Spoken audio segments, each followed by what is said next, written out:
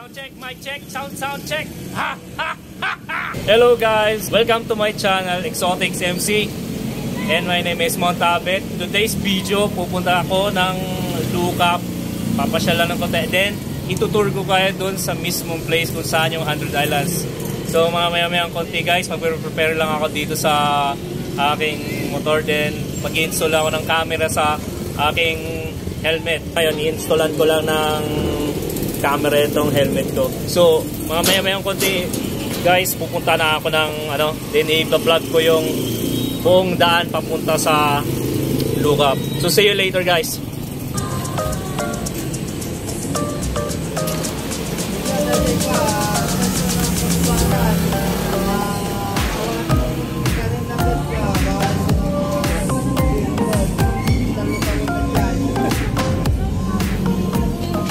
Guys, lalagyan natin, install na natin ng camera, yung action camera, itong helmet natin.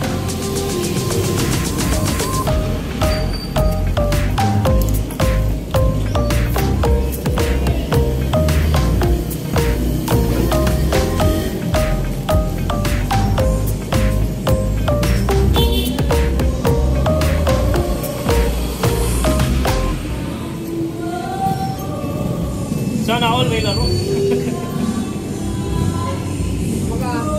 Wala, hindi pwede. Pasya lang. By the way guys, naka-roll yung camera natin at dito sa bawat tayo malis, may mga kasama tayo mga kaibigan dito sa place. Kasi naka-out na kami ng trabaho dito sa Magic Appliance Center. Eh, introduce ko na sila, Sir, makilala kayo, sir. Eto, hindi na iba sa inyo si Sir Daryl. Sir Daryl. Ayun, si Sir. Hello, Sir. Si Sarge. Nasis.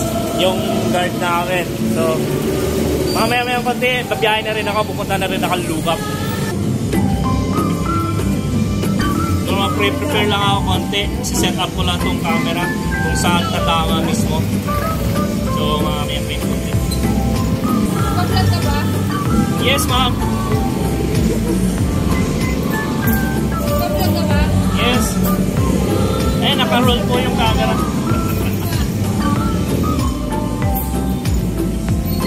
So, testing lang natin yung kung paano yung sasatama yung camera natin.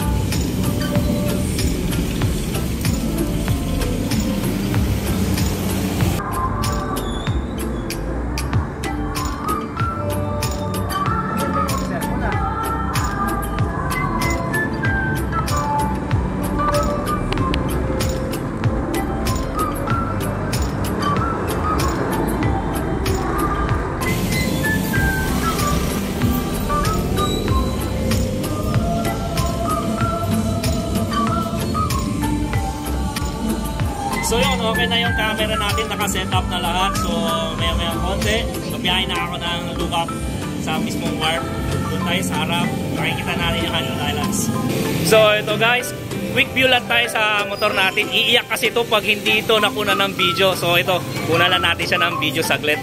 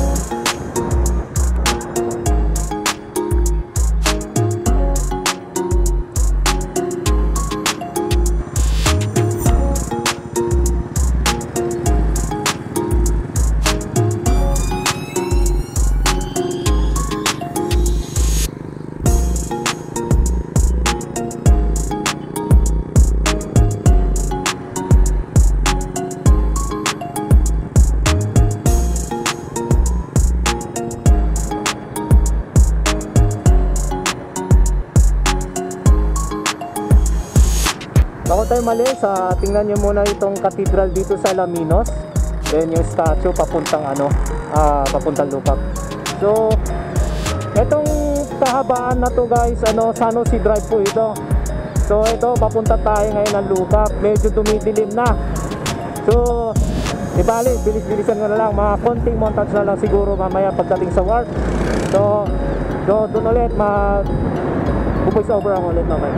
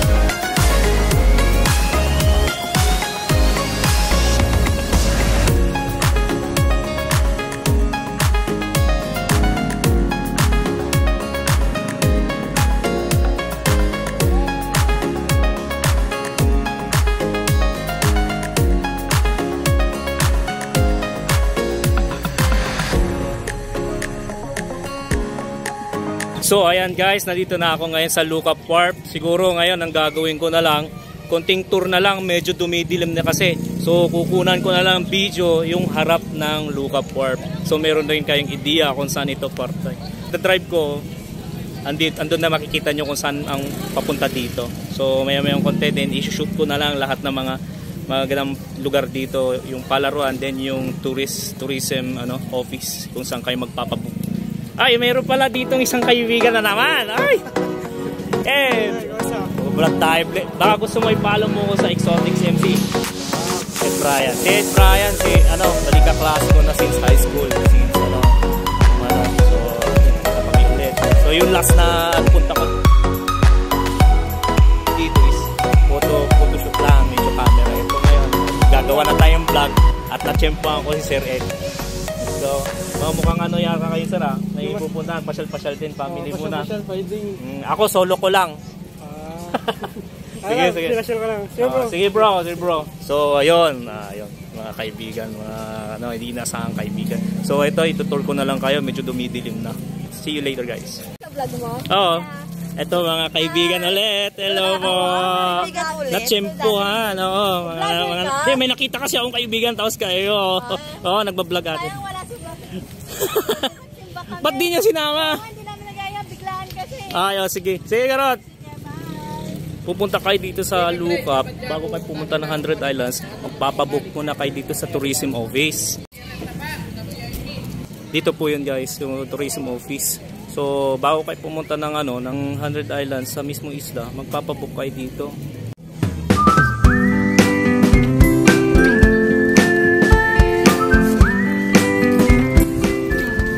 So, may mga art dito.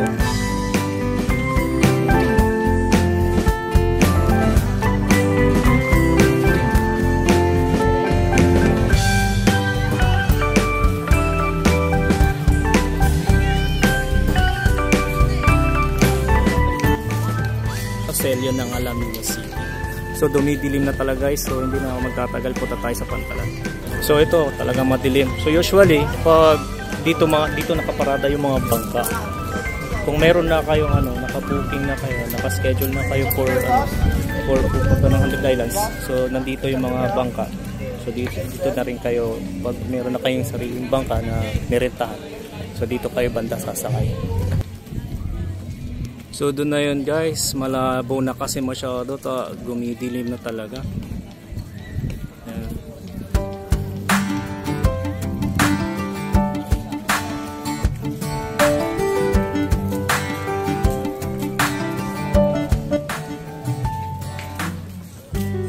So ito guys, kunting tour na lang siguro, dumidilim na talaga. So baka hindi ko makuna ng video yung ibang parte.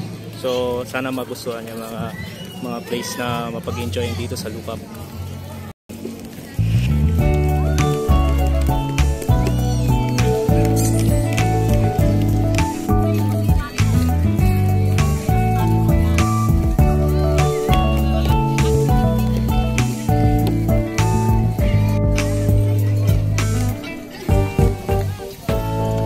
Mahaba din itong mga nila, palambitin dito, mahaba din.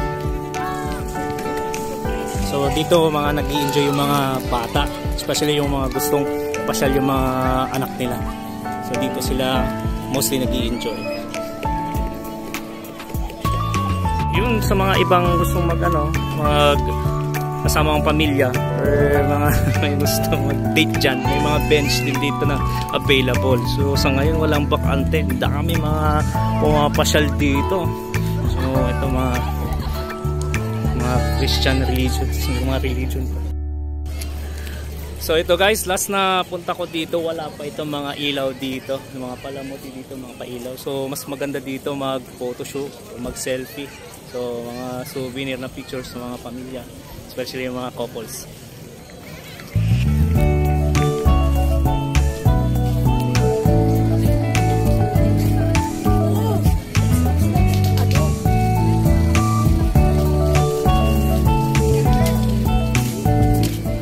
So wala pa ito noon nung last na punta ko dito. Matagal na rin ako hindi napupunta dito.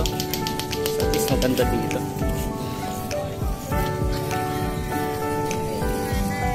Ganda ng mga ilaw guys, perfect na perfect sa mga sa mga nagpo-photoshoot. So yung lugar, mga ilaw, nagbe-blend. So malamig sa paningin. So tara, pasyal pa. Para mga matatanda rin andito, pumapasyal. Ang pamilya nila. Ayan. So palabas na tayo guys dito sa sa parang tunnel ng ilaw.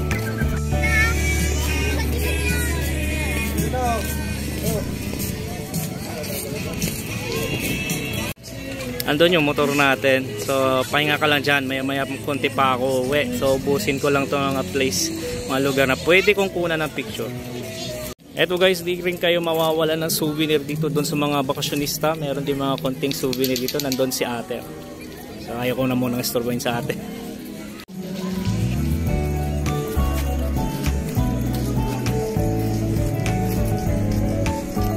So dito may mga snacks din. Di rin kayo magugutom dito kasi may mga pwedeng pagkainan dito. So tara, tingnan natin. Ayan sila natin.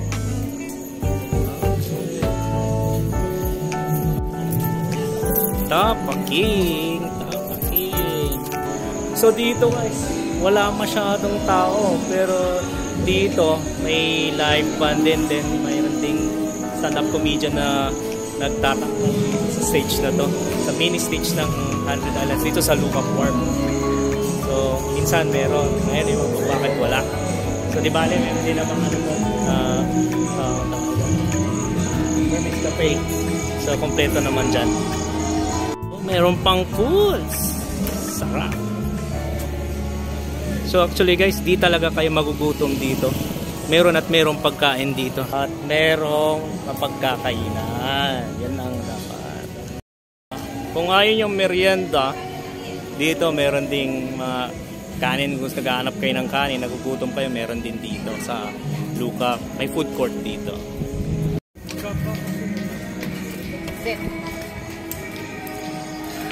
So yung iba sarado, may nag-iisang bukas dito lang. So kung gusto nyo abot kayang mapagkakainan dito lang yan. Kung gusto nyo naman maiinom na medyo hard kaya na Red Horse, meron din dito.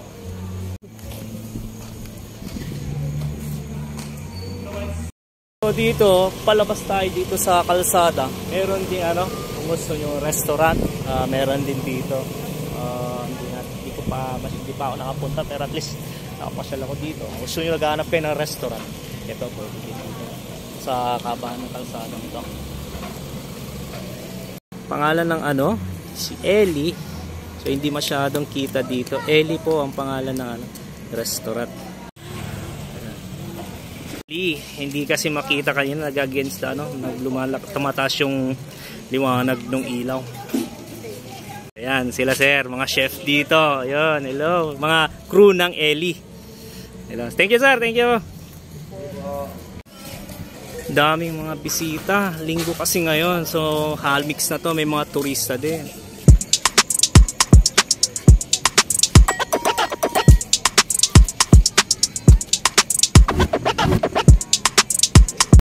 Ito, kung kahit pumunta kayo dito sa Lukap Wharf guys, ang luwang ng kanilang parking lot. Napapansin nyo, sobrang dilim talaga.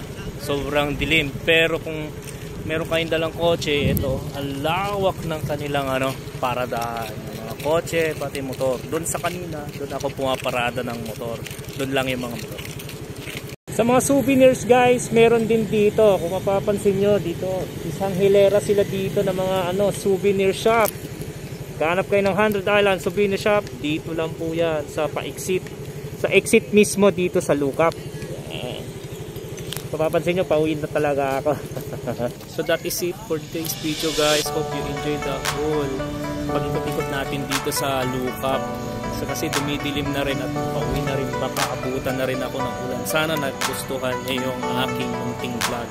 So kung gusto nyo yung natin, yung channel natin, please subscribe and hit that notification bell for more info and more videos to come. So marami pa tayong video gagawin. So kung kailangan mo pasyal, ay ito kayo sa ibang pasyalan, sa ibang lugar na pwede nyo puntahan. So hope you enjoy guys. See you and catch you on my next video.